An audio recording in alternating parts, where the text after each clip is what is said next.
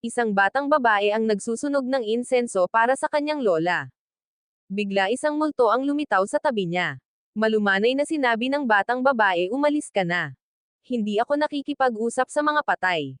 Sinabi ko sa iyo na umalis ka. Nakakapagod at nakakainis. Ang multo natakot mabilis na tumakas. Ang batang babae si Dushim ay isang bruha nakakakita ng mga libot na espirito sa mundo ng tao. Nang si Dushim ay 8 taong gulang nagpunta siya sa pangangaso ng multo kasama ang kanyang lola. Sa oras na iyon ang isang masamang espiritu ay nagtataglay ng isang mag-aaral na may mahinang marka. Tumayo ang batang lalaki sa rooftop tumatawa ng nakakainis. Sa sandaling iyon tumunog ang telepono. Ang batang lalaki ay agad na muling nabawi ang kamalayan. Nakakatakot sinagot niya ang telepono. Ito ang kanyang ina. Hindi siya nakinig sa sinasabi ng kanyang anak. Sa sandaling kinuha niya sinimulan niya ang pag-iwas sa kanya. Masama na ang iyong mga marka at hindi ka man lang umuwi sa oras. Ngayon ay nagre-rebelde ka rin. Sinubukan ng batang lalaki na ipaliwanag ngunit nagpatuloy ang kanyang ina. Mas mahusay kang patay. Sa halip na mag-alala ako at magtrabaho ng husto mas mahusay kang patay. Stammered siya. Sa tingin ko mamamatay ako, galit na sigaw ng kanyang ina.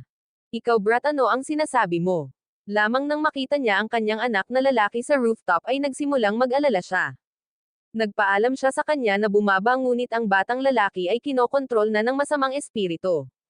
Si Dushim at ang kanyang lola ay sumugod sa hagdan ngunit ang kanyang lola matanda at mahina ay hindi maaaring mapanatili. Ipinagkatiwala niya ang gawain ng exorcism kay Dushim. Ang masamang espiritu ay partikular na na-target ang mga bata na may mahinang marka. Inutusan ng kanyang lola si Dushim. Talagang dapat mong makuha ang masamang espiritu. Bagaman ayaw niya para sa kapakanan ng kanyang lola, ang maliit na batang babae ay nag-awit ng isang pagkahilig habang tumatakbo siya sa rooftop. Sa rooftop nakita ni Dushim ang masamang espiritu na nakatayo sa gilid. Binanggit niya ang spell ngunit bigla itong nawala. Tulad ng pag-check ni Dushim, biglang lumitaw ang masamang espiritu sa likuran niya. Lubhang interesado ito sa pag-obserbo ng maliit na Dushim na ganap na hindi pinapansin siya. Si Dushim ay nagpatuloy sa pagbigkas ng pag-uudyok na itinuro sa kanya ng kanyang lola ngunit wala itong epekto. Ang masamang espiritu ay biglang tumakbo sa nakaraang Dushim pabalik sa gilid ng rooftop pagkatapos ay itinapon ang sarili. Nakakatakot ang batang babae nang marinig ang tunog ng katawan na pumalo sa lupa at ang mga hiyawan ng mga tao sa ibaba. Sa ganitong paraan ang buhay ng batang lalaki ay ganap na kinuha ng masamang espiritu. Pagkaraan nito malayang gumala ang masamang espiritu sa mga kalye. Ang isang biglaang pagsulong ng kapangyarihan ay nakapaloob dito. Ang lola ni Dushim ay dahan-daang lumitaw umawit ng isang pag-iingat.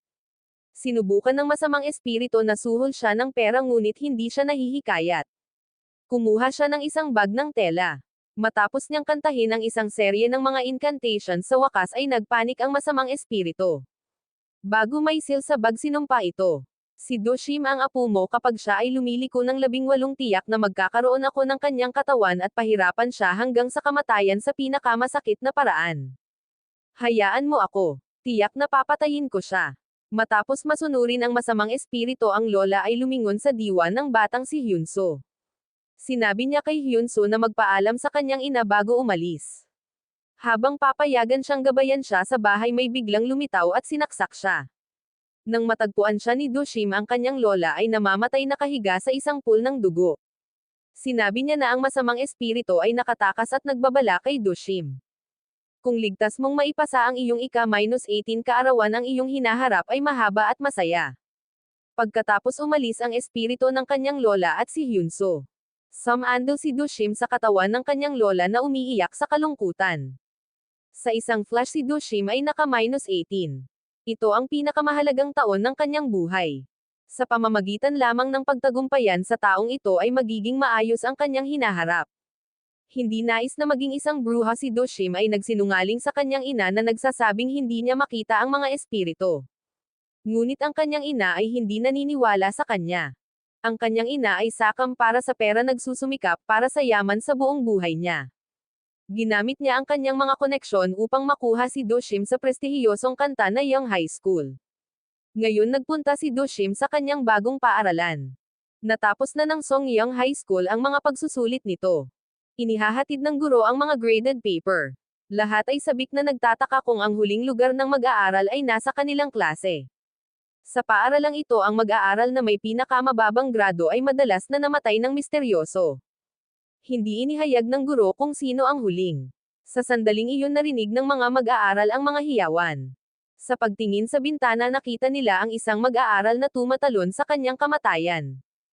Ito ay si Kim Jong-hyun ang huling lugar ng mag-aaral. Ito ay isang malupit na paaralan.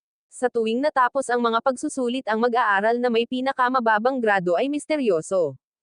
Isang bagong mag-aaral ang lumipat sa paaralan sa araw na iyon.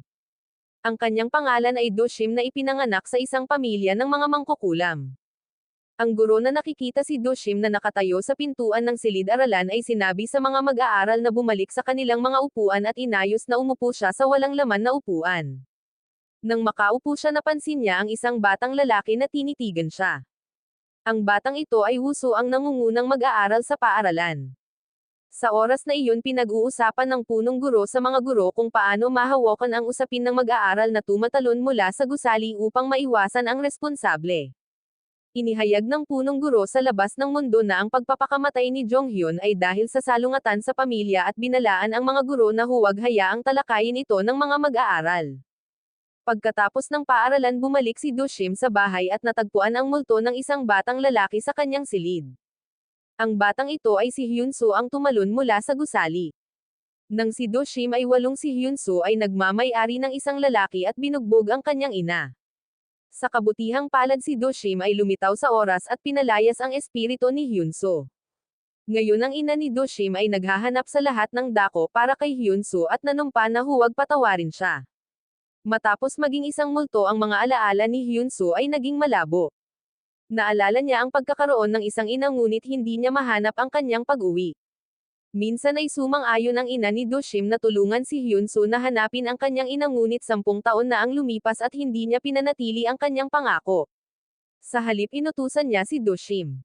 Sa makatuwid hindi na ito madala ni Hyun-soo at nagsimulang labanan. Nakiusap siya kay Do Shim na tulungan siyang hanapin ang kanyang ina ngunit hindi niya ito pinansin. Walang magawa umalis si Hyun-soo. Samantala si Woo-soo ay nasa bahay na naghahapunan kasama ang kanyang mga magulang. Pinag-uusapan nila ang katotohanan na ang ina ni Do Shim ay isang bruha na maaaring makakita ng mga espiritu. Iyon ang dahilan kung bakit si Woo-soo ay nakatitig sa Do Shim sa klase. Gayunpaman si Woo-soo ay hindi naniniwala sa mga multo at Diyos kaya't binalaan niya ang kanyang ina na mag-ingat at huwag hayaan ang sinumang linlanggan siya sa kanyang pera. Kinabukasan sa paaralan biglang sumigaw ang isang kaklase na si Do Shim ay nakatayo sa tabi ni Jong-hyun nang tumalon siya. Ang iba pang mga kamag-aral ay hayagang inakusahan si Do Shim na itulak si Jong-hyun dahil may sugat siya sa kanyang mukha. Hindi nila alam na ang sugat ay mula sa pagpigil kay Hyun-soo mula sa pag-atake sa kanyang ina. Ang mga kamag-aral ay malupit at malamig na nanunuya kay Do Shim sa harap niya. Habang siya ay malapit ng mag-retort hindi inaasahang lumapit si Woo-soo at tinanong siya kung alam niya kung paano basahin ang mga chart ng kapanganakan na hinihiling sa kanya na kalkulahin ang pagiging tugma sa pagitan niya at ng isang batang babae. Naririnig ito agad na naisip ni Do Shim kung paano ituturing siya ng mga kamag-aral kung alam nila na siya ay isang bruha. Alam ni Do Shim na ang kanyang ika-18 kaarawan ay isang punto. Hindi niya ipinaliwanag ang karagdagang ngunit tinipon ang kanyang mga libro upang umalis sa silid-aralan. Sa sandaling iyon sumulong si Woo-soo hinawakan siya at sinabi huwag pumunta Do Shim. Kaagad pagkatapos Woo-soo ay biglang pag-aari ng isang espiritu. Humakbang siya pasulong niyakap si Do Shim. Ang nagtataglay ng Woo-soo ay ang espiritu ng kanyang lola. Niyakap niya si Do Shim at inaliw siya. Naririnig ang pamilyar na tinig marahang tinawag si Do Shim lola. Pagkatapos iniwan ng espiritu ng kanyang lola ang katawan ni Woo-soo. Nabawi niya ang kamalayan na nakatingin sa Do Shim at ang kanyang mga kamag-aral na ganap na hindi alam ang nagawa niya. Ang matalik na kaibigan ni Woo-soo na si Il-nam ay nag-film sa eksena ng Woo-soo na yakap sa Do Shim at ipinakita sa kanya ang video. Tumanggi si Woo-soo na maniwala na ginawa niya iyon. Sa huli hinailan niya si Do Shim sa silid-aralan sa gitna ng panunokso ng pagtawa ng lahat. Ipinaliwanag ni Woo-soo kay Do Shim na hindi niya inilaan na yakapin siya at wala itong memorya. Si Do Shim ay hindi nagpakita ng interes kay Woo-soo at hindi nakakaramdam ng obligadong maging palakaibigan sa kanya dahil lamang sa kanilang mga ina. Ito rin ang pakiramdam ni Wuso. Tulad ng pag-alis ni Doshim, ang espiritu ng kanyang lola ay nagmamay-ari ng Wuso. Sinabi ng kanyang lola kay Doshim na ang masamang espiritu na nakatagpo nila 10 taon na ang nakalilipas ay nasa kapaligiran na ito. Ang pamamaraan nito ng pagpatay ay eksaktong katulad ng dati. Si Doshim ay bahagyang nagpanik. Hindi niya alam na ang espiritu ng kanyang lola ay nasa katawan ni Wuso. Sinabi ng kanyang lola kay Doshim na tumingin ng mabuti. Nang kumalma siya at binuksan ang kanyang mga mata, muli niyang nakita ang mukha ng lola. Tumulo si Doshim at niyakap siya. Ngunit sa iba pang mga mag-aaral, mukhang siya at si Wuso ay niyakap. Biglang sinabi ng kanyang lola, lumitaw ang masamang espiritu. Narito ang taong iyon, Mayoshim, matagal na hindi nakikita. Ang kasanayan ng Budismo at ang mga paraan ng mundo ay kapaki-pakinabang para sa Diyos na nagel iligtas sa iyong puso. Ang banal na paglilinis ang apo ni Doshim. Mayoshim, lumaki ka na, hindi ba? Ngunit ikaw ay naging mahina. Sina Wuso at Doshim ay kumatok ng walang malay sa pamamagitan ng masamang espiritu. Sa sandaling iyon, biglang lumitaw ang punong guro at nasakop ang masamang espiritu gamit ang isang bag ng tela. Nagising si Wuso sa infirmary ng paaralan. Ang espiritu ni Hyunsu ay biglang lumitaw sa likuran niya. Lumayo ka, ha, o aking Diyos, Doshim. Ngunit tila nakikita siya ng batang ito. Hindi makapaniwala si Wuso, patuloy na nakatitig sa Hyunsu. Biglang lumitaw si Hyunsu sa harap niya kahit na mas interesado na takutin siya. Natagpuan ng lahat ang hindi kapani-paniwala na ito. Hindi sila makapaniwala na makakakita si Wuso ng mga espiritu. Sinubukan ni Doshim na umalis, ngunit napahinto ni Wuso. Tinanong siya sa kanya, ano ba talaga ang ginawa mo sa akin? Ngunit si Doshim ay hindi nagmamalasakit. Habang naglalakad siya sa bakuran ng paaralan, pinanood siya ng punong guro mula sa isang anino na sulok. Gumamit na lang siya ng isang pag-iingat upang maisil ang masamang espiritu sa bag ng tela na nagpapaalala na huwag kalimutan ang kanilang kasunduan.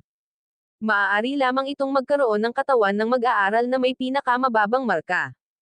Nakita rin ng punong guro ang lola ni Doshim na nagtataglay ng Wuso, sa gayon hinuhulaan ang pagkakakilanlan ni Doshim. Bumalik sa bahay si Hyunsu ay bumagsak muli sa kanyang silid. Seryoso na ipinaliwanag ni Doshim ang mga bagay sa kanya. Si Hyunsu ay napakaduda. Bakit nakikita ako ni Wuso? Nahulaan ni Doshim na marahil ito dahil ang kanyang lola na nagtataglay ng Wuso ay nagdulot ng pagbabago sa kanyang katawan na pinapayagan siyang makakita ng mga espiritu. Si Wuso ay patuloy na nakakakita ng mga multo sa bahay. Pumunta siya sa bahay ni Doshim upang hanapin siya. Binigyan niya si Doshim ng pera at hiniling sa kanya na bumalik sa normal. Hinayla ni Doshim si Wuso sa labas ng kanyang bahay at sinabi sa kanya na umalis. Kasabay nito nilinaw niya sa kanya na hindi niya ito pinangungunahan ng mga multo at sa makatuwid ay hindi siya makakatulong sa kanya. Bukod dito, nakita niya ang mga multo sa buong buhay niya. Ang World Doshimso ay ganap na naiiba sa mga ordinaryong tao. Nagtataka si Wuso tungkol sa mundo ni Doshim at tinanong kung maaari niyang makita ito. Hinaplos ni Doshim ang kanyang mga kamay at inilagay ang mga ito sa mga mata ni Wuso. Nang tinanggal ni Doshim ang kanyang mga kamay, si Wuso ay nakakita ng ibang mundo. Nakahok ako talaga. Maligayang pagdating sa aking mundo. Si Wuso ay tumingin sa takot sa mga multo na nakapaligid sa kanya. Ang mga multo ay nagsimulang lumapit. Mabilis na hinawakan ni Wuso ang kamay ni Doshim at sinabi sa kanya na mag-isip ng isang solusyon. Hindi pinansin ni Doshim si Wuso at dumiretso ng diretso. Si Wuso ay nagsimulang humingi ng tulong. Tinulad niya si Doshim, pinagsama ang kanyang mga kamay at tinakpan ang kanyang mga mata, ngunit kapag tinanggal niya ang kanyang mga kamay, ang mga multo ay nandoon pa rin, hindi isang solong nawawala. Nagpanik si Wuso at tumakbo palayo. Kapag binuksan ni Doshim ang pintuan upang tumingin sa labas, ang mga bagay ay bumalik sa normal. Si Wuso at ang iba pang mga multo ay umalis. Nakaramdam ng hindi mapakali si Doshim. Nahulaan niya na hindi ito magtatagal bago tumigil si Wuso na makita ang mga multo. Sa bus stop, hinabol ni Wuso ng mga multo. Sumakay siya ng bus, hinahanap ang kanyang sarili na nag-iisang pasahero. Nakahinga upang makita walang mga multo sa malapit, huminga siya ng isang buntong hininga. Gayunpaman, nang tumigil ang bus, nakita niya ang dalawa pang multo. Kahit na mabilis niyang iniwasan ang kanyang tingin na nagpapanggap na hindi makita ang mga ito, napansin ng mga multo na nakita niya sila. Wuso frantically hinimok ang driver na pabilisin ang layo. Ngunit habang siya ay lumingon nakita niya ang maraming mga multo na nakapaligid sa kanya. Ang bilang ng mga multo sa bus ay mabilis na tumaas. Nakakatakot sumigaw si Wusu ang kanyang pag-iyak ay nagbubunyi para sa isang malaking distansya. Kinabukasan hindi siya pumasok sa paaralan. Ang walang laman na upuan ni Wusu ay nag-aalala Dushim. Inisip ng mga kamag-aral na si Dushim ay kahit papaano ay nagdulot ng kasawian ni Wusu na nagsisimula ng mga alingaw-ngaw. Gayunpaman hindi niya pinansin ang tsismis. Pagkatapos ang isa pang mag-aaral ay nagmamadali na inihayag ang paparating na mga pagsusulit. Ang guro ng homeroom ni Dushim ay nakipagpulong sa punong guro na umaasa na kanselahin ang mga pagsusulit. Ang dahilan. Kamakailan lamang ang pinakamababang mga mag-aaral ay namatay ng hindi inaasahan. Malamig na tumanggi ang punong guro na nagsasabi na ang pagkansela ng mga pagsusulit ay isang pagpasok ng responsibilidad ng paaralan. Pinuna niya ang guro na nagmumungkahi na sa halip na mag-alala tungkol sa mga patay na mag-aaral dapat na tumuon ang guro sa pagpigil sa mga mag-aaral na mabaygo. Nanatiling tahimik ang guro hindi mag-alok ng solusyon. Hiniling ng kaibigan ni Wusu kay Dushim na bisitahin siya hindi makontak sa kanya at natatakot na may nangyari. Ang mga magulang ni Wusu ay nasaran ng loob na si Ilnam kaya si Dushim lamang ang maaari nilang humingi ng tulong. Bagaman hindi agad sumang-ayon si Dushim nalaman niya kalaunan na inanyayahan ng ina ni Wusu ang kanyang ina. Mabilis na sinundan ni Dushim ang kanyang ina sa bahay ni Wusu. Pagdating natuklasan niya ang maraming mga multo sa loob. Nagmamadali ang ina ni Wusu bulalas na dama ni Dushim ang isang pagkakasala. Pumunta siya at ang kanyang ina sa silid ni Wusu. Bulong ng kanyang ina hindi masyadong ipinaliwanag ni Dushim na sinasabi lamang sa kanyang ina na umalis sa silid. Matapos umalis ang kanyang ina sinimulan niyang palayasin ang mga multo. Ikaw at ikaw lumabas. Matapos umalis ang mga multo hinailan ni Dushim ang mga takip at sinabing Wusu tama na ngayon. Nang makita ang mga multo na nawala si Wusu ay huminga ng isang buntong hininga.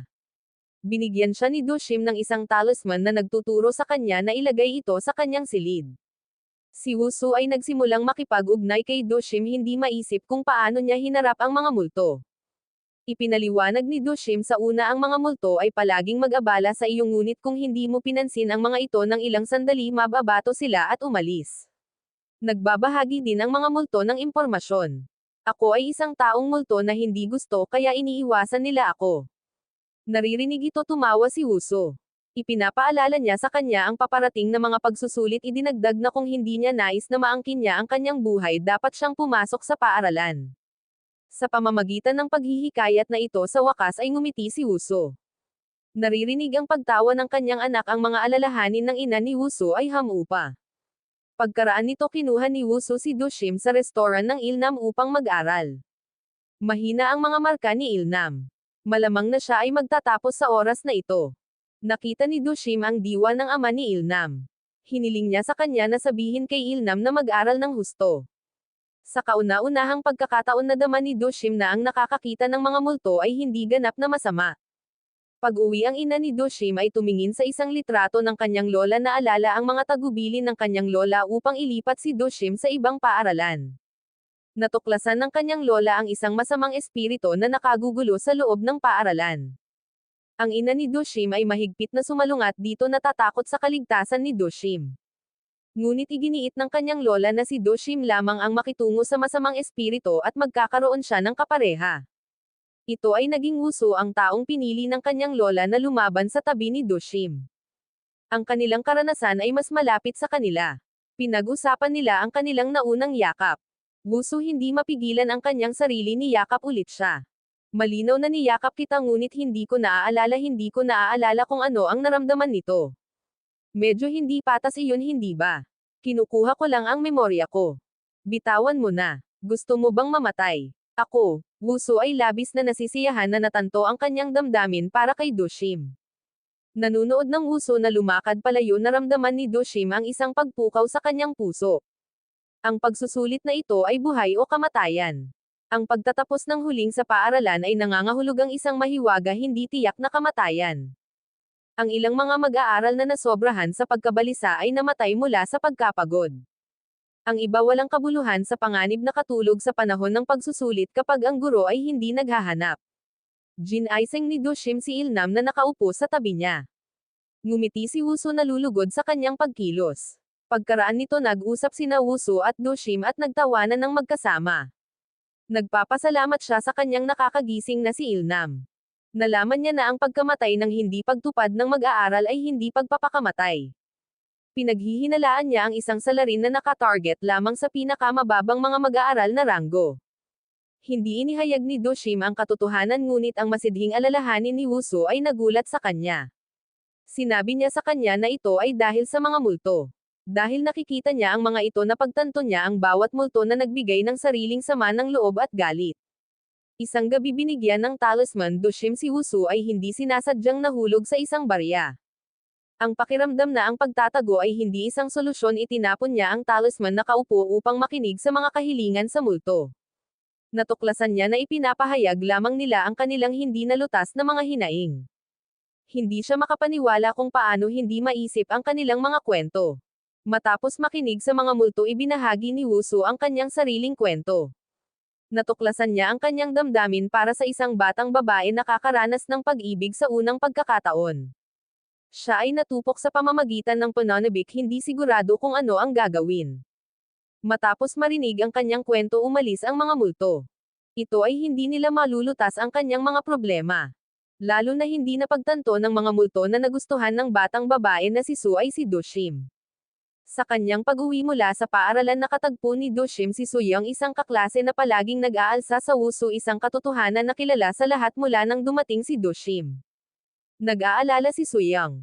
Hindi niya sinasadyang natuklasan ang Wusu at Doshim na madalas na bumibisita sa bahay ng isang bruha at nais na makarating sa ilalim nito.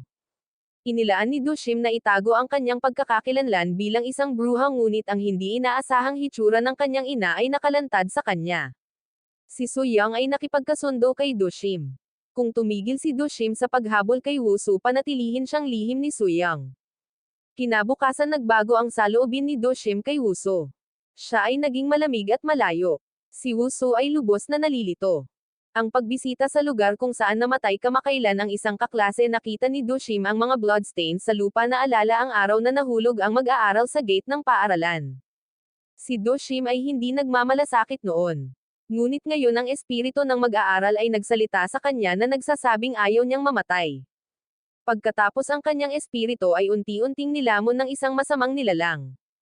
Nahulaan ni Doshim ang mga espiritu ng namatay na mag-aaral ay nasa kamay ng isang masamang espiritu. Habang naghihintay para sa boss si Doshim ay tinukso ng espiritu ni Hyunso.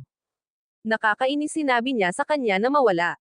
Isang kalapit na kaklase ang nagkamali ng mga salita ni Doshim tulad ng itinuro sa kanya at malapit ng salakayin kapag hindi inaasahang lumitaw si Wusu. Nakakakita ng Wusu lamambot ang tono ng kaklase. Nahiya niya ang kanilang hindi pangkaraniwang relasyon. Hindi sila pinansin ni Doshim at umalis. Tulad ng sumunod kay Wusu sinabi ni Doshim mayroong isang masamang espiritu sa paaralan. Pinapatay nito ang pinakamababang mga mag-aaral na ranggo. Hindi mo na kailangang mag-alala tungkol sa akin. Dapat kang maging mas nababahala tungkol sa Ilnam. Naririnig ito tumigil si Wusu sa pagsunod sa kanya.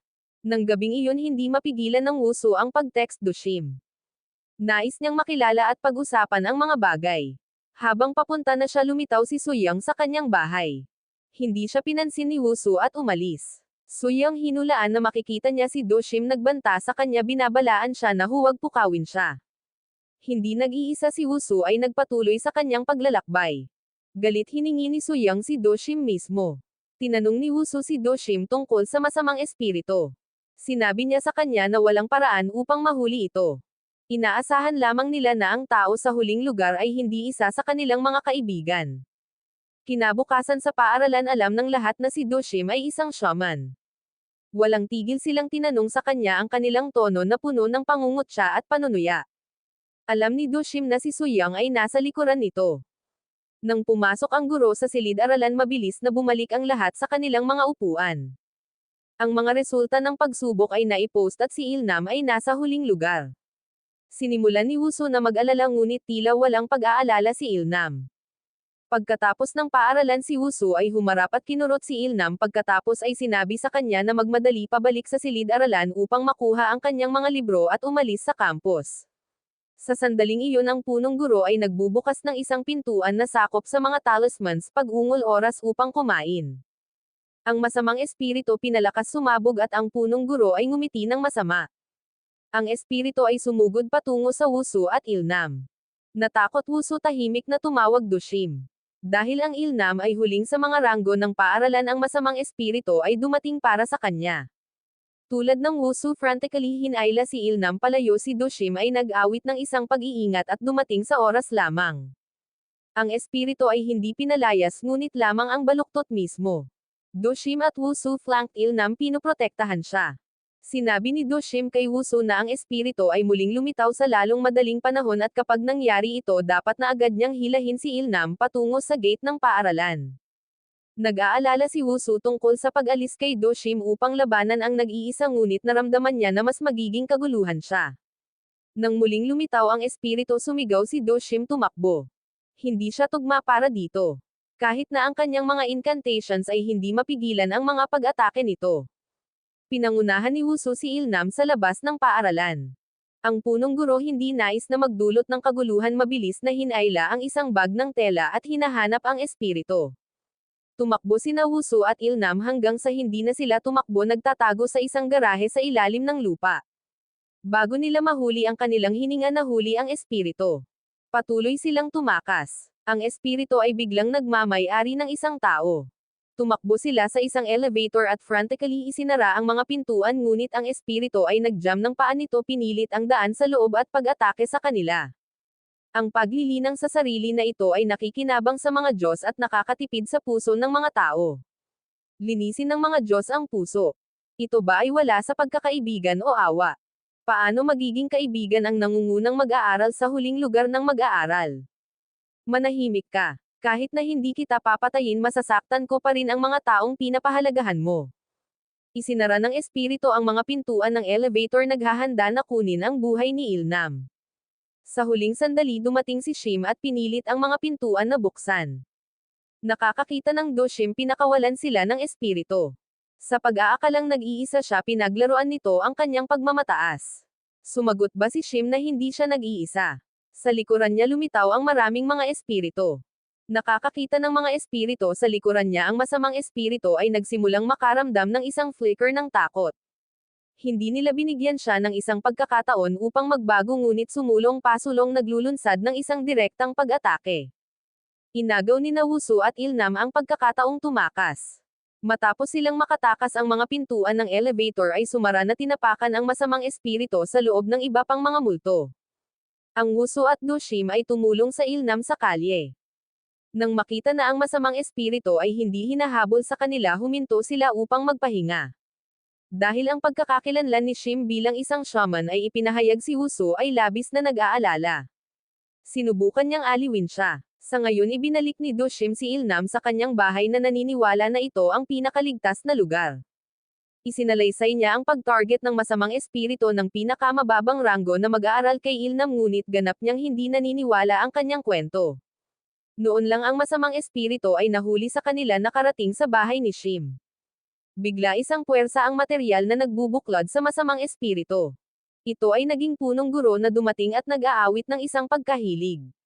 Sinabi ng punong guro sa masamang espiritu na maghintay na nagpapahiwatig na magkakaroon ng maraming mga pagkakataon sa paglaon. Siya ay ganap na hindi alam na ang espiritu ni Hyunsu ay nakatayo sa labas ng pintuan na nasasaksihan ang lahat. Dahil hindi naniniwala si Ilnam sa mga espiritu naghanda siyang umalis. Kahit na hinimok siya ni Wusu na natili siyang nag-aalinlangan. Pagkatapos ay sinabi ni Shim kay Ilnam tungkol sa kanyang ama na nagbubunyag lamang ng mga lihim na siya at ang kanyang ama ay malalaman. Ang pakikinig sa mga kwento tungkol sa kanyang ama si Ilnam ay nagsimulang umiyak sa wakas ay tinanggap na ang mga Dushim ay makakakita ng mga espiritu. Dushim at Wusu ay lumakad sa labas upang makipag-usap. Sinabi niya kay Wusu ang ilang mga bagay tungkol sa hinaharap.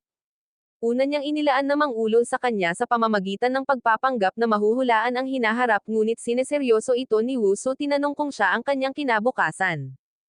Tulad ng Wusu ay malapit nang aminin ang kanyang damdamin sa shaman ang kanyang mga magulang ay hindi inaasahang sumakay. Galit na sinulyapan ng kanyang ina si Wusu at Dushim. Galit bumagsak siya sa labas ng sasakyan at nagmarcha patungo sa Dushim. Sa sandaling iyon lumabas din ang ina ni Shim.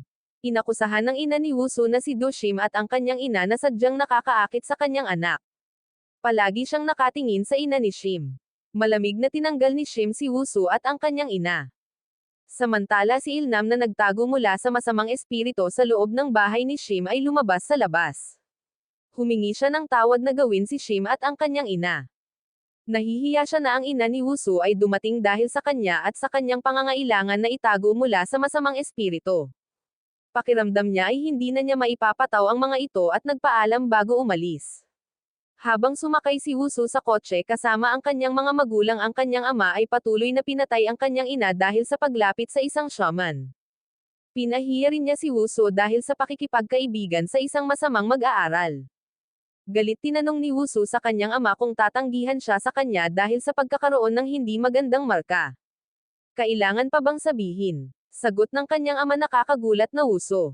Maaari bang maging mas mahalaga ang pagganap ng akademiko kaysa sa kanilang bono bilang ama at anak?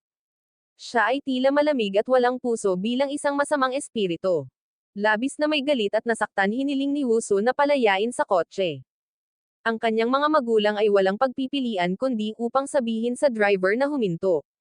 Nang tumigil ang sasakyan, lumakad palayo si Wushu mula sa kanyang malamig at walang malasakit na mga magulang. Sa sandaling iyon tinulungan ni Ilnam ang kanyang ina sa kanilang stall ng pagkain sa kalye nang bigla siyang nakarinig ng kakaibang tunog. Akala niya ito ay isang customer ngunit lumingon upang walang makahanap doon. Habang siya ay bumalik sa pagkalito, ang masamang espiritu ay nagmamay-ari sa kanya. Natagpuan ba ni Shim ang isang martilyo ng tanso sa kanyang bahay?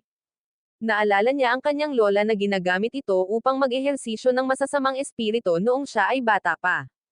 Marahil ang tanso na martilyo na ito ay ang tanging bagay na tunay na maaaring sirain ang masamang espiritu. Inilagay niya ang martilyo sa kanyang backpack, naghahanda upang manghuli ng masamang espiritu.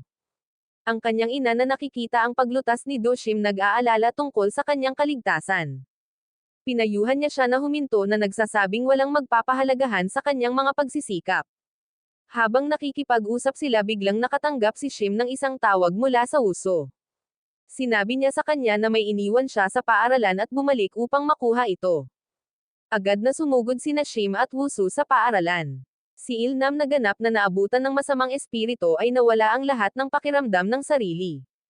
Siya ay frantically sinira ang kandado sa isang pintuan ng silid-aralan, pumasok at umupo sa windowsill, nagbubulong-bulungan sa kanyang sarili, ano ang punto ng pamumuhay para sa isang tulad ko, isang mahina walang silbi na tao. Ang masamang espiritu na kumokontrol sa katawan ni Ilnam ay tumalon mula sa itaas na palapag. Sa sandaling iyon tumakbo si Wushu sa silid-aralan. Sinubukan niyang gisingin si Ilnam, sinabi sa kanya na huwag lumipat. Ang kanyang mga kamay ay nakabalot ng mga string na natatakpan sa mga talismans. Di nagtagal pumasok din ang Dushim. Hinailan niya ang isang martilyo ng tanso mula sa kanyang bag at nagsimulang umawit ng isang pagkawalang kilos. Ginamit ni Dushim ang incantation upang makuha ang masamang espiritu na nagbabalak na pilitin ito sa katawan ni Ilnam, at pagkatapos ay gamitin ang martilyo ng tanso upang sirain ito. Hindi pa niya ito nagawa dati ngunit kailangan niyang subukan. Ang mga mag-aaral ng Ilnam ay unti-unting kumupas at ang kanyang kamalayan ay dahan-daang bumalik. Pagkatapos ay sinabi niya sa Dushim at Wushu na pakawalan siya. Napagtanto ni Dushim na hindi ito Ilnam ngunit ang masamang espiritu na hindi nakikilala. Bagaman nakiusap si Ilnam kay Wushu na palayain siya, Wushu naramdaman ang isang bagay na mali, patuloy na humawak. Ipinagpatuloy ng masamang espiritu ang tunay na anyo nito. Sinubukan ni Dushim na pilitin ang espiritu sa katawan ni Ilnam ngunit hindi ito ginamit. Ang espiritu ay kumalas sa kanilang pagkakahawak. Sinasamantala ang kanilang panandaliang pagkalipas, pinaglaruan nito ang kahinaan ng Dushim at Wushu na nanunuya din sa Wushu para sa pakikipagkaibigan sa pinakamababang ranggo na mag-aaral. Pagkatapos umakyat ito sa windowsill muli at sinabi sa kanila na mag-relay ng isang mensahe sa iba. Kung hindi sila nag-aral ng husto, mangyayari ito sa kanila. Walang magawa, maaari lamang silang manood habang nahulog ang kanilang kaibigan. Nagmadali sila sa bintana na tigilan habang pinapanood nila ang plummet ng Ilnam. Mabilis silang tumakbo sa ibaba. Nang makarating sila sa Ilnam, nakita nila ang kanyang kaluluwa ay umalis sa kanyang katawan. Ang espiritu ni Ilnam ay tumingin sa paligid at nagsimulang humikbi nang hindi mapigilan sa kawalan ng paniniwala na siya ay patay.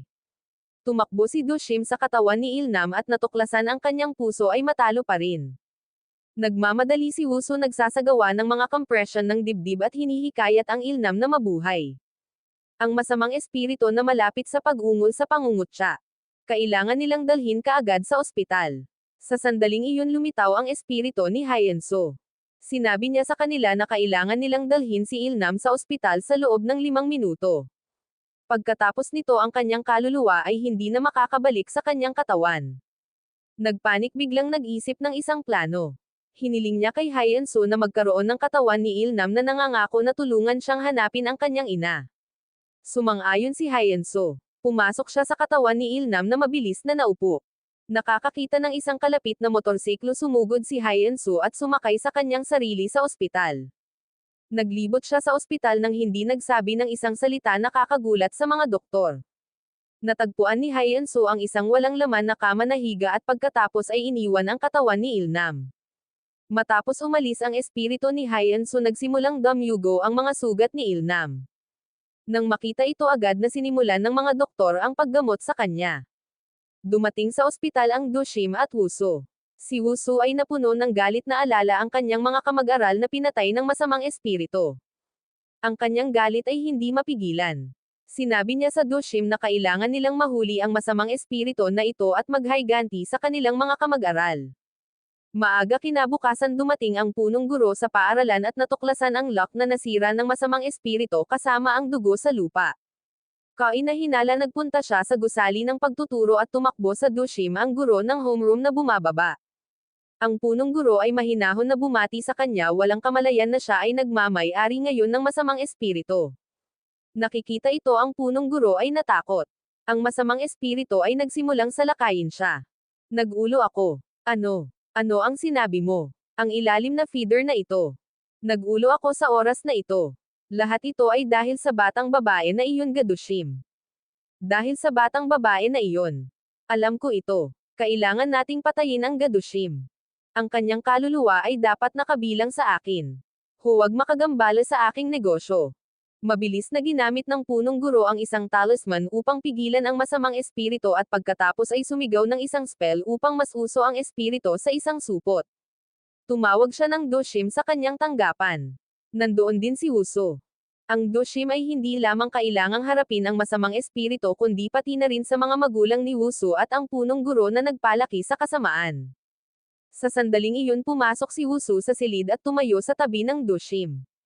Ganap na walang kamalayan na si Wusu ay humahawak ng kamay ni Dushim sa likuran niya pinilit ng Principal Park ang Dushim upang ilipat ang mga paaralan o bumagsak na sinasabing siya ay nakakagambala sa mga klase sa pamamagitan ng pag-iwan sa kanyang sarili.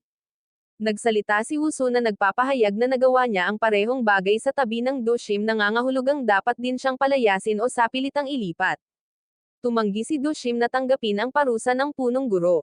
Alam ng lahat ang tungkol sa pagpapakamatay ni Ilnam at pareho ang Wusu at Dushim ay naruroon sa pinangyarihan.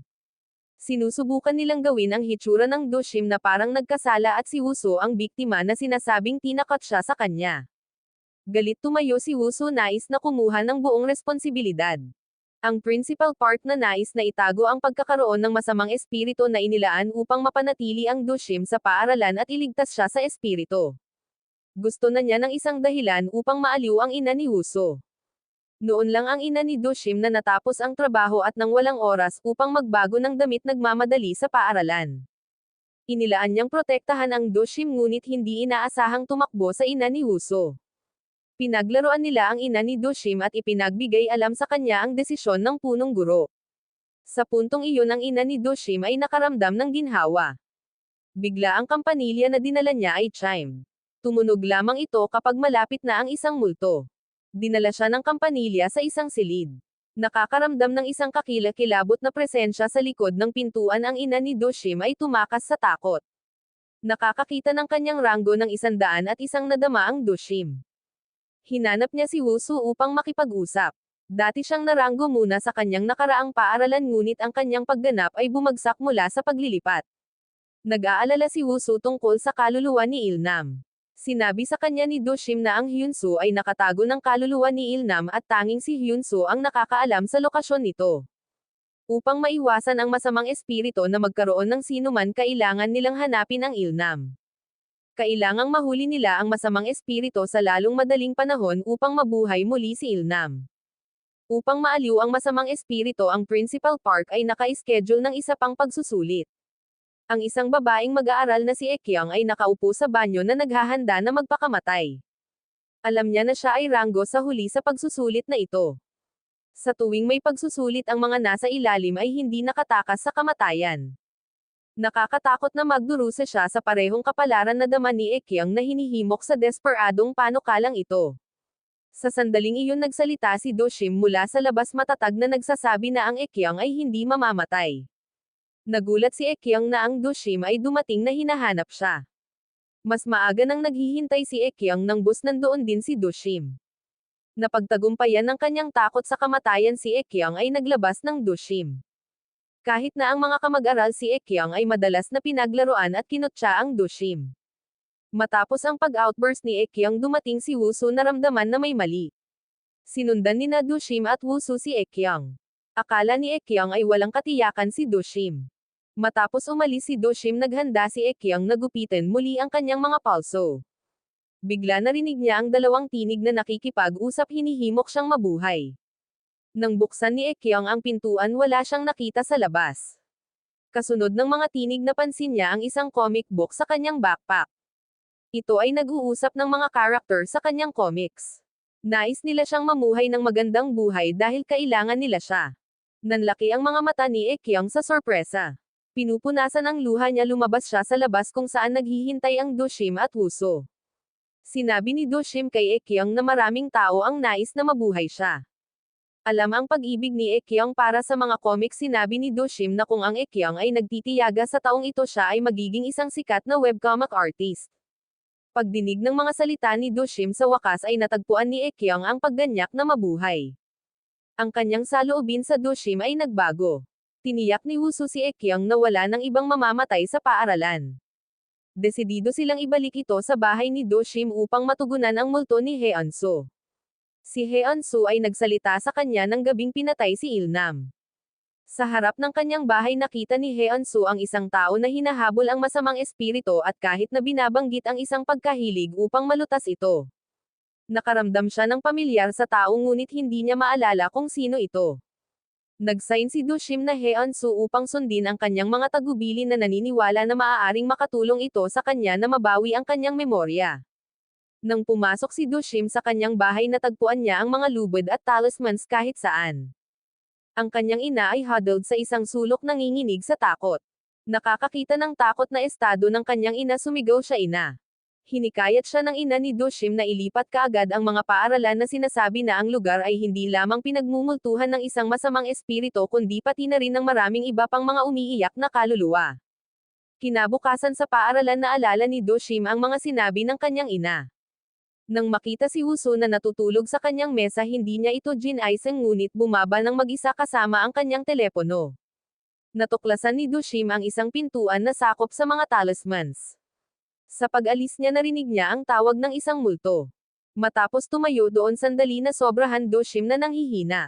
Samantala, pinangarap ni Wusoo na pumasok siya sa isang silid. Matapos siyang pumasok, sumara ang pintuan.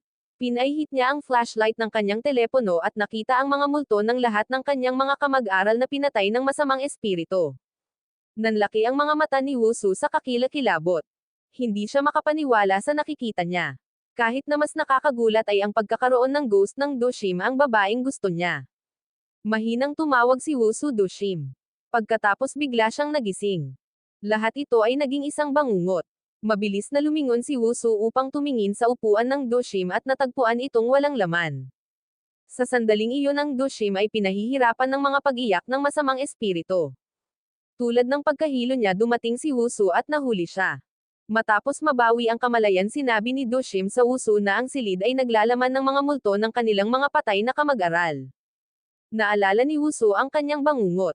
Pinaghihinalaan niya na ang masamang espiritu ay nakulong ang mga kaluluwa ng kanilang mga kamag-aral sa silid na iyon. Upang makarating sa ilalim ng mga bagay nagpunta sila upang hanapin ang kanilang guro sa homeroom si Jisa. Kinumpirma nila si Jisa tungkol sa masamang espiritu. Una siyang nag-aalinlangan tungkol sa mga multo ngunit ang pag-alala sa mga kakaibang kasawian na naganap sa mga nahihirapang mag-aaral at kasama si Wusu ang nangungunang mag-aaral na nagpapatunay din sa kwento Jisa kahit na nagdududa pa rin pinili na maniwala sa kanila. Nangyari na maging turn ni Jisa para sa tungkulin sa gabi. Nangako siyang makuha ang basement key at hintayin sila doon sa gabing iyon. Mabilis na nahulog ang gabi. Tulad ng iniwan ni Dushim sa kanyang bahay sinubukan ng kanyang ina na pigilan siya. Ngunit determinado na iligtas ang kanyang mga kamag-aral hindi niya pinansin ang mga kahilingan ng kanyang ina at umalis. Si Wusu na nangangailangan ng isang dahilan upang lumabas inanyayahan si Suyong ang batang babae na nagustuhan ng kanyang ina sa kanyang bahay at pagkatapos ay mayroon siyang multo ni Hyunsu gamit ito bilang isang pretext na umalis kasama si Suyong. Ginabayan ni Ji sa binuksan ni Dushim at Wusu ang pintuan at bumaba sa basement. Habang papalapit sila sa pintuan na natatakpan ng talisman nagtaka si Jisa. Wala siyang ideya na tulad ng isang lugar na umiiral sa paaralan. Sinubukan niya ang maraming mga susi ngunit walang maaaring i-unlock ang pintuan. Naaalala ang kanyang bangungot at takot sa kaligtasan ni Dushim sinabi sa kanya ni Wusu na manatiling malapit sa kanya. Matapos umalis sa Suyong na pag-aari ng Hyunsu sa isang ligtas na lugar ang Hyunsu ay nagpunta din sa basement upang tumulong. Naglalakad sa pasilyo nakita niya ang larawan ng punong guro sa dingding. Sa wakas ay naalala ni Hyunsu. Ito ang punong guro na pumatay sa lola ng Dushim taon na ang nakalilipas at pinakawalan ang masamang espiritu. Sa wakas natagpuan ni Jisa ang tamang susi at binuksan ang pintuan. Pumasok sila sa madilim at maalikabok na basement. Nakarating sila sa isang silid na puno ng mga dilapidated na mga mesa at upuan. Bigla sa likuran nila isang eksena ang lumitaw ng mga mag-aaral na nag-aaral. Ito ay naging mga multo ng mga nahihirapang mag-aaral ay naruroon upang mag-aral at ang masamang espiritu ay wala nang makikita. Napansin ng mga mag-aaral si Wusu at lumingon upang tumingin sa kanya sa kawalan ng paniniwala. Hindi sila makapaniwala na si Wusu ang nangungunang mag-aaral ay naroon. Tinanong sila ni Wusu kung bakit sila naruroon. Ipinaliwanag nila ang kanilang guro na pinanatili sila at nilagdaan siyang maging tahimik baka marinig sila ng guro at parusahan sila. Sinabi sa kanila ni Dushim na umalis habang wala na ang guro. Okay, mabilis na pumunta bago bumalik ang guro. Pumunta ka na. Ano ang sinasabi mo? Hindi ba nasa likuran mo ang guro? Sa hindi inaasahan ang masamang espiritu ay nagmamay-ari ng guro na si Sa. Pagkatapos sinimulan nito ang pag-atake sa kanila. Naaalala ko mga taon na ang nakalilipas sinabi din ng guro kung ang mga kamao ay hindi gumana gumamit ng isang latigo. Kung ang latigo ay hindi gumana ay spank ang mga ito. Lahat ito para sa iyong sariling kabutihan. Halos matalo ko ang nangungunang mag-aaral ng paaralan hanggang sa kamatayan. Gadushim kahit na hindi pa oras ng hapunan gusto ko talagang patayin ka rito ngayon agad na ito. Biglang lumitaw si Hyunsu. Wusu sinasamantala ang ginulo na masamang espiritu mabilis na tumakbo niyakap ito ng mahigpit at hinawakan ito pinipigilan itong malaya. Si Hyunsu na nakatayo sa pintuan ay sinabi kay Dushim na pinatay ng punong guro ang kanyang lola. Wusu pagdinig ng mga salita ng Hyunsu nagyelo. Kinuha ng masamang espiritu ang pagkakataon nakatakas mula sa katawan ng guro nang sa at umalis sa likuran ng Hyunsu. 10 taon na ang lumipas at sa wakas ay nahuli nito ang Hyunsu pagkatapos ay ganap na nagmamay-ari ng kanyang kaluluwa. Nakita ni Dushim ang Hyunsu na nawala. Sumigaw siya sa paghihirap. Si Hyunsu ay nasa tabi niya ng 10 taon. Nangako siyang tulungan siyang hanapin ang kanyang ina. Ngunit ngayon siya ay nahulog sa kamay ng masamang espiritu. Hindi alam ni Dushim kung paano siya mailigtas. Naalala niya noong namatay ang lola niya. Tila nakita niya ang punong guro na dumadaan. Bata pa siya noon kaya hindi siya binigyan ng pansin. Ngayon sa wakas na intindihan niya. Ang taong nasa likod ng lahat ay ang punong guro. Ang masamang espiritu ay kinukuha ang lahat ng mga kaluluwa ng mga mag-aaral. Nagpasya sina Dushim at Wusu na pansamantalang isantabi ang kanilang pakikipagtalo sa punong guro at nakatuon sa pagharap sa masamang espiritu upang maiwasan ang pagkamatay ng kanilang mga kamag-aral. Bukod dito si Ilnam ang matalik na kaibigan ni Wusu ay nakatago ng Wusu para sa proteksyon. Tanging ang Hyunsu lamang ang nakakaalam sa lugar ng pagtatago ni Ilnam. Kailangan nilang hanapin ang masamang espiritu upang mailigtas ang Hyunso bilang kanilang guro. Si Jisa ay hindi alam ang sitwasyon. Kinabukasan pinangunahan ni Ji sa Dushim at Wusu sa basement at natuklasan ang masamang espiritu. Inilaan niyang ipaalam sa punong guro na ihinto ang mga pagsusulit upang makuha ito. Ayaw na hayaan ang mas maraming mga mag-aaral na mamatay ng hindi makatarungan. Gayunpaman ang punong guro ay lumipad sa isang galit. Sa kanyang galit sinabi ng punong guro kay Mr. Sa na kahit na ang masamang espiritu ay umiiral, ang tagumpay ng mga mag-aaral sa pagpasok sa mabuting unibersidad ay dahil sa mahigpit na pag-uudyok ng espiritu. Binalaan din ng punong guro si Jisa na kung siya ay naging pinakamasamang guro sa paaralan, siya rin ay dadalhin ng masamang espiritu. Nahaharap sa banta na ito, Mr. Sisa ay hindi na nagsabi ng higit pa. Pagkatapos ng paaralan, binisita ni Dushim at Wusu ang comatose Ilnam. Dahil sa labis na gastos sa medikal, nahihirapan ang ina ni Ilnam. Inaliw nila siya, tinitiyak sa kanya na dapat siyang magtitiyaga sa paggamot tulad ng magising si Ilnam sa loob ng ilang araw. Sa kanilang pag-uwi, si Dushim sa kauna-unahang pagkakataon ay nagsagawa ng inisyatibo na yakapin ang Wusu. Nakaharap sa masamang espiritu, hindi niya alam kung siya ay mabubuhay o malampasan ang paghihirap na ito sa edad na 18. Hindi niya nais ang anumang panghihinayang. Habang pinakawalan ni Dushim ang Wusu, kusang hinalikan siya. Ito ang kanilang unang halik na panahunan, mahiyain at pamatamis na malambot. Sa oras na ito, hindi na nila pinigilan ang kanilang damdamin. Sa kabila nito, nadama nila ang walang pag-asa, hindi sigurado kung ano ang dadalhin sa susunod na araw. Ang punong guro ay pinangangalagaan ang masamang espiritu at pagkatapos ng bawat panahon ng pagsusulit, hahayaan niya itong i-claim ang kaluluwa ng mag-aaral na may pinakamasamang pagganap. Upang makuha ang masamang espiritu, binalak ni Dushim na manloko sa pagsusulit. Nakipag-usap siya kay Ekyang na may potensyal na puntos ang pinakamababa upang makipagpalitan ng mga sheet ng sagot. Nilalayo ni Dushim na maging pinakamababang scorer upang maakit ang masamang espiritu. Gayunpaman, natuklasan ng isang guro ang kanilang plano bago sila makapagpalitan ng mga papeles. Wala silang pagpipilian kundi maghintay para sa susunod na pagsusulit. Ngunit sa susunod na pagsusulit, habang malapit na silang makipagpalitan ng mga papeles, hindi inaasahang iniulat ni Wusu ang kanilang pagdaraya sa guro. Nabigo din ang plano na ito. Tulad ng dati, ang Ekyang ay magiging susunod na target ng masamang espiritu. Gayunpaman, ang punong guro ay nagdaraya din. Upang maalis ang Dushim na may potensyal na makuha ang masasamang espiritu, pinilit niya si Jisoo na ipasya ang mga resulta ng pagsusulit. Ang lahat ng mga papeles ng pagsusulit ng Dushim ay binago upang ipakita lamang ang isang tamang sagot na may natitirang mali. Nag-aatubili si Jisoo, ngunit upang mapanatili ang kanyang trabaho, sumunod siya. Matapos mabago ang mga resulta ng Dushim, natuklasan ni Jisoo ang isang nakakagulat. Pumasok siya sa silid-aralan, inihayag ang mga resulta at sinabi, ano ito? Wusu, bakit ka? Natigilan ang buong klase nang matanggap ni Wusu ang pinakamababang marka sa paaralan. Palagi siyang naging nangungunang mag-aaral, ngunit sa oras na ito siya ay huling. Sa wakas ay naintindihan ni Dushim ang kanyang tunay na hangarin. Nais niyang makatagpo ang masamang espiritu. Pagkatapos ng paaralan, binigyan ni Dushim ang kanyang sheet kay Wusu na pangalawa hanggang sa huli. Sinabi niya sa kanya na ang isang tao ay nakipag-usap sa kanyang mga marka upang pilitin siyang ihandog sa masamang espiritu. Sa hindi inaasahan, si Wusu ay tila nalulugod na matagumpay na napigilan ang kanilang plano. Nang malaman ng punong guro na ang Wusu ay may pinakamababang marka, lumipad siya sa isang galit. Si Wusu ay isang pangunahing mag-aaral. Hindi siya maaaring isakripisyo sa masamang espiritu. Sa makatuwid, inilaan niyang kanselahin ang pagsusulit. Ngunit pinaliit niya ang masamang espiritu. Napag-isipan niya malaki ang lakas nito. Ang masamang espiritu ay automatikong sinira ang proteksyon na hadlang. Hindi na ito makontrol ng punong guro. Sa kabila ng kanyang pinakamahusay na pagsisikap na katakas ang masamang espiritu. Ang Dushim at Wusu ay naghahanda na ngayon para sa isang labanan sa buhay o kamatayan laban sa masamang espiritu.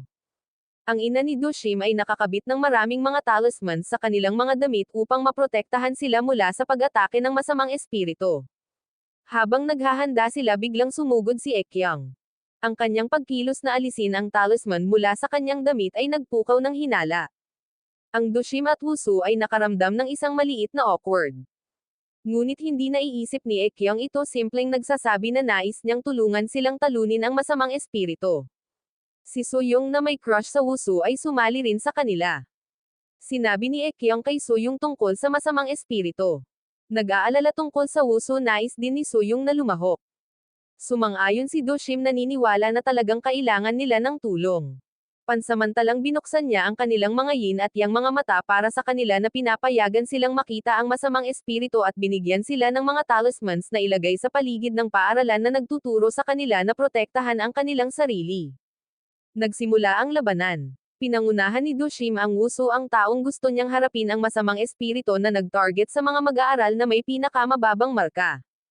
Kinwestiyon ng masamang espiritu kung sino ang huli, ngunit hindi sumagot si Wushu. Hinamon ito upang malaman para sa sarili. Ang masasamang espiritu ay sumisigaw na nakayuko sa kanila. Sa oras na ito inilaan nitong makuha ang kanilang dalawa. Nabigla si Do-shim nang makita ang masasamang espiritu na madaling masira ang hadlang ng talisman. Ito ay naging hindi kapani-pani, walang makapangyarihan. Nang lumitaw sina Ekyong at Suyong, kapwa natakot ng nakakatakot na presensya ng masamang espiritu. Si Ekyong coward, hindi makatayo. Nagpanik si Suyong, sinusubukan na magtapon ng mga pulang beans sa masamang espiritu ngunit hindi ito epektibo. Ito ay naging ang masamang espiritu ay binubuo ng mga kaluluwa ng mga namatay na mag-aaral. Galit na sinisingil ng Do-shim at Wushu. Ang masamang espiritu na may isang solong galaw ay kumatok silang dalawa sa lupa. Sinubukan ni Wushu na bumangon ngunit tinangka ng masamang espiritu na magkaroon siya. Gayunpaman, salamat sa mga protection na talismans, na bigo ito ng maraming beses. Habang naabot ni Do-shim ang isang saranggola ng tanso na malapit sa pag-atake, sumugod si Suyong sa halip na naghahatid ng isang palakol sa masamang espiritu. Ngunit hindi siya tugma para dito. Habang tumatakbo upang ipagpatuloy ang pag-atake, sumigaw siya, hintayin ako. Pagkatapos nito, ito ang iyong tira. Napapagod ang lakas ng Do-shim na nawawala, Wushu ay nagsimulang umawit ng isang pagkawalang kilos at dahan-daang lumapit sa masamang espiritu. Sa wakas naganap ang pag-uudyok at ang masasamang espiritu ay nasakop. Ang Wushu ay agarang tumawag sa Do-shim. Kinuha niya ang kanyang mga ngipin, hindi pinapansin ang sakit, tumayo at itinaas ang palakol upang hampasin ang masamang espiritu. Sinabi ko sa iyo, walang makakasalubong sa akin ngayon. Sa isang kritikal na sandali, dumating si Wushu upang suportahan ang Do-shim. Hinawakan nila ang mga kamay, pinagsama ang pag-uudyok. Sa hindi inaasahan ang kanilang pinagsamang kapangyarihan ay napatunayan na hindi kapani-pani, walang epektibo. Sa wakas nawawala sila mula sa kontrol ng masamang espiritu. Itinigil nito ang pag-atake nito at tumakas habang naghanda ang Do-shim at Wushu na ituloy ito. Biglang lumitaw ang punong guro, hinaharangan ang kanilang landas. Ito ay nagplano na ganap niyang maalis ang Do-shim upang maprotektahan ang reputasyon ng paaralan. Sa sandaling ito, sa wakas natanto ni Do-shim ang punong guro ay ang tunay na masamang espiritu. Habang naghahanda siyang salakayin muli si Do-shim, si Wushu ay nakulong sa punong guro. Sa kanilang pakikibaka, hindi sinasadyang nahulog ang punong guro sa hagdan. Sa katunayan, ang mga masasamang gawa ay nagdala ng kanilang sariling pagbabayad. Natagpuan ni Do-shim ang tela ng tela na ginamit upang maglaman ng masamang espiritu sa kanyang bulsa. Handa siyang hanapin ang masamang espiritu, ngunit biglang nakarinig ng isang hiyawan mula sa rooftop. Agad na tumakbo sina Do-shim at Wushu. Pagdating, nakita nila si Suyong na nagmamay-ari ng masamang espiritu na nakasimangot sa rehas. Sumigaw si Suyong para sa tulong. Mabilis na sumugod si Wushu at sa isang sandali ng pagkadalian, hinawakan ang kamay ni Suyong. Tumakbo sa kanila si Do-shim, hinawakan ang kamay ni Wushu. Bigla ang mukha ni Suyong ay nagbago sa masamang espiritu. Ito ay tuso na naglikha ng isang bitag upang maakit ang Wushu. Inilaan nitong magkaroon ng Wushu sa pamamagitan ng Suyong. Hinayla ni Do-shim ang Wushu pabalik sa lahat ng kanyang lakas na hinihikayat siyang pigilan. Sa sandaling iyon, ang mga espiritu ng mga mag-aaral na dating nakuha ng masamang espiritu ay nagsimulang maghimagsik mula sa loob ng katawan nito, pinapahina ito. Mabilis na nakuha ni Do-shim ang bag ng tela at pag-uudyok upang sakupin ang masamang espiritu. Habang ang masamang espiritu ay malapit ng sinipsip sa bag, bigla itong nabasag na naging dahilan upang mahulog sa lupa si Do-shim. Sa puntong ito, lumitaw ang espiritu ng lola ni Do-shim. Tiningnan niya ang mga ito ng isang nakakaaliw na titig na parang sa wakas ay makapagpahinga ng madali. Pumasok siya sa tela ng tela, pinagsama ang kanyang kapangyarihan sa Do-shim at Wushu upang kantahin ang pag-iingat. Salamat sa kanyang lakas, sa wakas ay sinipsip nila ang kaluluwa ng masamang espiritu sa bag. Itinaas ni Dushim ang palakol at tiyak na tinadtad ang bag.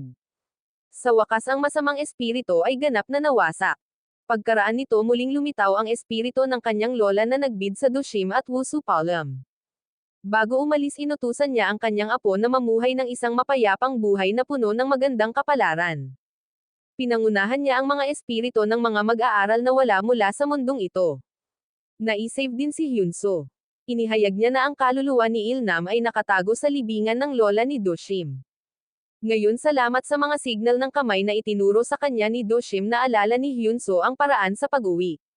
Nais niyang bisitahin ang kanyang ina ng isang beses bago umalis sa mundong ito. Matapos magbid ng Dushim at Wusupalam na wala siya. Tapos na ang pangwakas na labanan. Ang punong guro na nakahiga sa ilalim ng hagdan biglang umupo. Akala niya hindi siya nasugatan ngunit nang tumingin siya sa ibaba na pagtanto niyang patay na siya. Espiritu lang siya ngayon. Nagpunta si Wusu sa libing ng kanyang lola upang hanapin ang kaluluwa ni Ilnam. Sa ospital sa wakas nagising si Ilnam. Mula noon ang mga mag-aaral sa paaralan ay hindi na natatakot sa mga pagsusulit.